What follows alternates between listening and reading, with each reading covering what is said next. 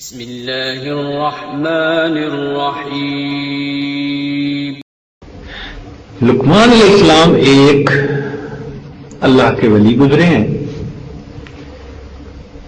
ظاہر رنگ کے کالے تھے مگر اللہ کے ہاں بڑے مقام والے تھے، حبشی تھے۔ میری ان کی بستی کے لوگوں سے ملاقات ہوئی جس بستی میں وہ رہتے تھے۔ وہ شہر ابھی تک ہوگا اسی نام کے ساتھ۔ بہرحال وہ حبشی تھے، یعنی کالے تھے رنگ کے۔ وہ اپنے بچے کو نصیحتیں کرتے تھے اور ان کی نصیحتیں اللہ تعالیٰ کو اتنی اچھی لگی کہ سورت لقمان اور اس میں ان کی بچے کو نصیحتوں کو قرآن مجید کا حصہ بنا دیا۔ کتنی اللہ کو پسند ہوتی ہوں گی وہ چیزیں۔ انہوں نے اپنے بچے کو ہزاروں نصیحتیں کی۔ بعض کتابوں میں تو 6000 لکھی ہوئی ہیں، بعض میں 4000 لکھی ہوئی ہیں۔ چلو 4000 ہی سمجھ لیتے ہیں ہم مثال کے طور پر۔ تو ایک موقع پر انہوں نے اپنے بچے سے ایک بات کی جو آج آپ کو سنانی ہے۔ فرمان لگے کہ بیٹے، میں نے 4000 نصیحتوں میں سے 4 کو تمہارے لیے چن لیا۔ کیوں جی؟ کتنے میں سے کتنے کو چن لیا؟ 4000 میں سے 4 باتوں کو تمہارے لیے چن لیا۔ وہ میری سب نصیحتوں کا لب لباب ہے۔ تو بھئی اہم باتیں ہوں گی نا۔ تو بیٹے نے پوچھا کہ ابو وہ کون سی؟ فرمایا احفظ 40 فی 40۔ 4 موقعوں پر 4 چیزوں کی حفاظت کرنا۔ 4 موقعوں پر 4 چیزوں کی حفاظت کرنا بیٹے۔ پہلی بات فرمایا احفظ عینیک فی بیوت الناس۔ جب لوگوں کے گھروں میں جاؤ تو اپنی آنکھوں کی حفاظت کرنا۔ یہ اس دور کے حساب سے کہا گیا، کیونکہ اس دور میں جب لوگ آتے جاتے تھے کسی کے ہاں مہمان، تو اس آنے جانے میں بے پردگی کا بھی ڈر رہتا تھا۔ آج کل کے دور میں کہیں گے کہ نظر اٹھاتے ہوئے نظر کا خیال رکھنا، کیونکہ آج تو گلی میں بازار میں جہاں کہیں نظر اٹھے گی تو خطرہ ہے کہ آگے سے کہیں غیر محرمی نہ سامنے ہو۔ تو مقصد کیا تھا کہ اپنی نگاہوں کی حفاظت کرنا۔ یہ آج کل کے نوجوانوں کے لیے ایک بہت بڑی نصیحت ہے۔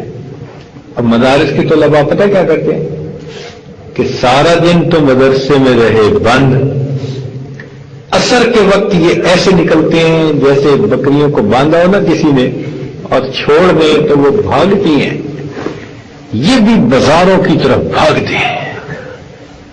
ان کا پھر مدرسے میں دل نہیں لگتا۔ پھر یہ کسی دکان پہ جائیں گے، بازار میں جائیں گے اور وہاں بیٹھ کر یہ تماشا کریں گے۔ یہ جو تماشا ہے نا، اس نے پورے دن کی پڑھائی کے نور پر پانی پھیر جو کچھ حاصل کیا ہوتا ہے نا پورے دن میں مسجد میں رہ کر، وہ عصر سے مغرب بازار کے اندر جا کر بیٹھنے سے پوری کی پوری نعمت ضائع ہو جاتی ہے۔ پھر آ کے کہتے ہیں جی حضرت کچھ بتائیں، سبق یاد نہیں ہوتا۔ کیسے سبق یاد ہو؟ جہاں عصیان ہوگا وہاں نسیان ہوگا۔ جہاں عصیان ہوگا وہاں نسیان ہوگا۔ پھر سبق یاد کرتے ہیں، سبق یاد نہیں ہوتا۔ اس گناہ کی ظلمت سامنے آتی ہے۔ تو فرمایا کہ اپنی نگاہوں کی حفاظت کرنا یہ پہلی نصیحت ہے۔ اور دوسری نصیحت فرمائی کہ احفظ لسانک فی مجالس الناس، جب لوگوں کی مجلس میں بیٹھو تو اپنی زبان کی حفاظت کرنا. بھئی اکیلے بیٹھ کے تو زبان کی حفاظت کی ضرورت نہیں. اکیلے میں بیٹھ کے تو گالیاں وہی بکے گا نا جس کا دماغ خراب ہوگا. عام بندہ تو چپ ہی رہتا ہے اکیلے میں. زبان کا مس یوز کب ہوتا ہے؟ لوگوں کی مجلس میں، جب ایک سے دو ہوتے ہیں، دو سے تین ہوتے ہیں، پھر زبان کا برا استعمال شروع ہوتا ہے. کسی کی غیبت کی، چغلی کی، بہتان باندھا، کیا کیا. تو فرمایا کہ لوگوں کی مجالس میں بیٹھ کر کس کی حفاظت کرنا؟ زبان کی حفاظت کرنا.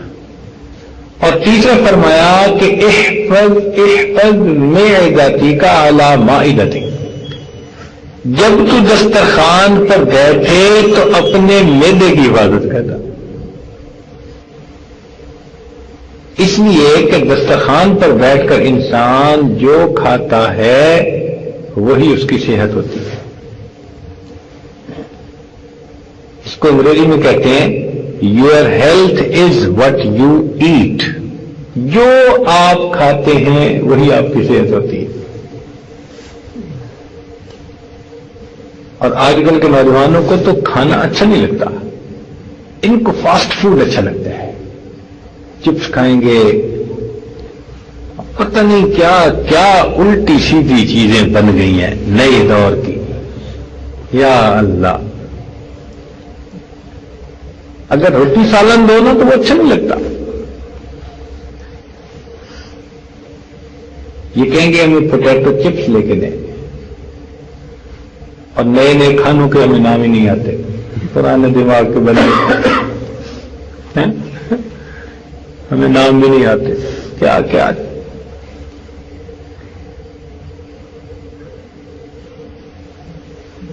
تو فرمایا کہ بیٹے دسترخوان پر اپنے میدے کا خیال رکھنا. اور چوتھی بات فرمائی کہ بیٹے احفظ قلبک فی الصلاۃ، جب نماز پڑھنے کا وقت ہو تو اپنے دل کی حفاظت کرنا کہ دل میں وساوس کوئی نہ آئے. اور واقعی جب بندہ نماز پڑھنے کھڑا ہوتا ہے نا تو ایسی ایسی باتیں یاد آتی ہیں جو آگے پیچھے یاد ہی نہیں آ سکتی. ایک بندہ کہیں پیسے رکھ کے بھول گیا، یعنی خزانہ کہیں دبا کے بھول گیا، اب اسے یاد نہیں آتا تھا. تو وہ آیا امام اعظم ابو حنیفہ رحمۃ اللہ علیہ کے پاس. ماشاءاللہ وہ تو اتنے ذہین تھے کہ کیا بات ہے. کہنے لگا حضرت مجھے یاد ہی نہیں آ رہا میں نے کہاں رکھا. تو میں 2 رکعت نفل پڑھ. ان کو پتا تھا کہ 2 رکعت نفل پڑھے تو بس فوراً اس کو نماز کا خیال نہیں رہتا، سب باتیں یاد آ جاتی ہیں. تو فرمایا کہ بیٹے نماز میں اپنے دل کا لحاظ رکھنا، یعنی خیال رکھنا، تاکہ اس میں کوئی وساوس خیالات باہر کے نہ آ سکے. تو بھئی یہ 4 باتیں عزیز طلباء ان کی پوری نصیحتوں کا نچوڑ ہے. اب آپ ذرا مجھے گنوا دیں 4 باتیں کون سی ہیں؟ آنکھوں کی حفاظت، زبان کی حفاظت، معدے کی حفاظت، اور نماز کے اندر. پھر 4 باتوں کے ساتھ تھوڑا سا ضمیمہ بھی ساتھ لگا دیا.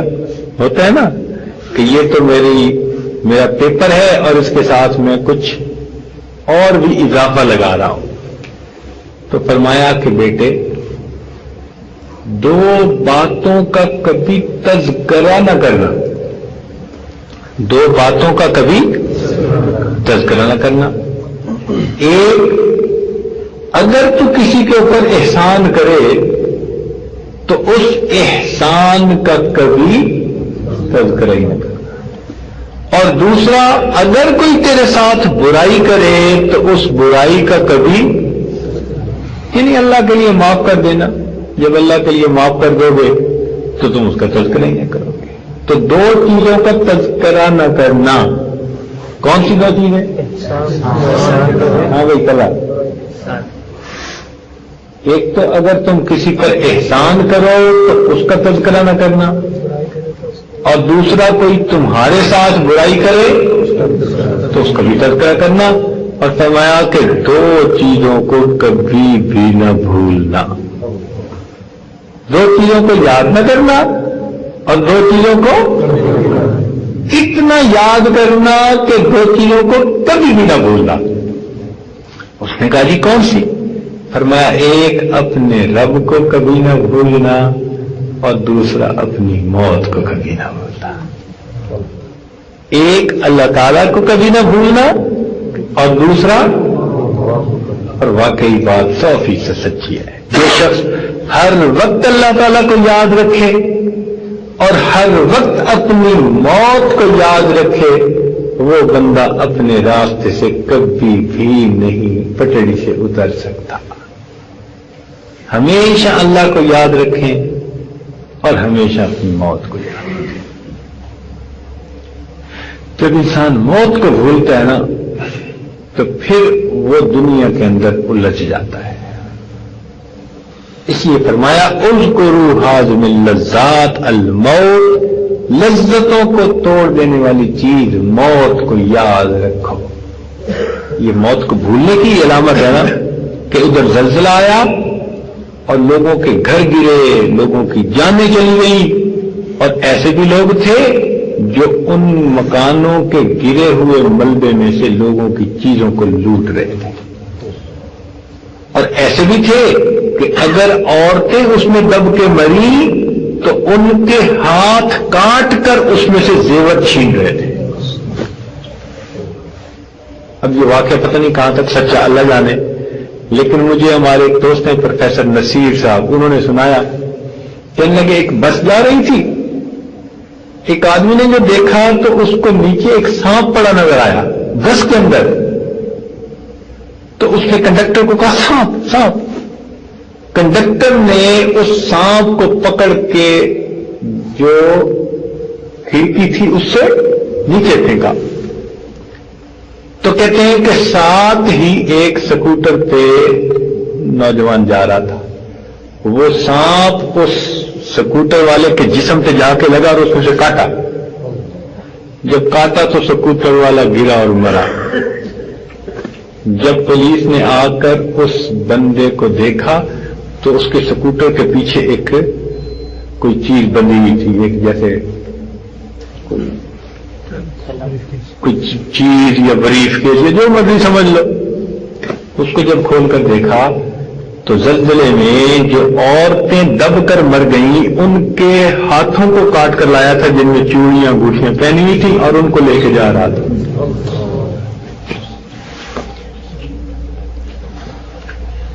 اب بتاؤ کہ کیسا پتھر دل ہوگا کہ مری ہوئی ملبے میں دبی ہوئی عورتوں کے ہاتھوں کو وہ کاٹ رہا ہے، کس لیے کہ اس میں سے اس نے چوڑیاں اور انگوٹھیاں اتارنی ہیں اور ان کو وہ اپنے بریف کیس میں بھر کے لے جا رہا۔ جب انسان اپنی موت کو بھول جاتا ہے تب وہ اس قسم کی حرکتیں کرتا ہے۔ تو دو باتیں کہیں، فرمایا بیٹے اللہ تعالیٰ کو کبھی نہ بھولنا اور اپنی موت کو کبھی نہ۔ جب موت بھول جاتی ہے نا پھر انسان بالکل دنیا میں الجھ جاتا ہے۔ تو بھائی ان دو چیزوں کو ہم یاد رکھیں، اللہ تعالیٰ ہمیں اپنی یاد کی توفیق نصیب فرمائے، موت کو ہر وقت یاد رکھنے کی توفیق نصیب فرمائے، اور اللہ تعالیٰ ہمارے گناہوں کو معاف فرمائے۔ وآخر دعوانا الحمدللہ رب العالمین۔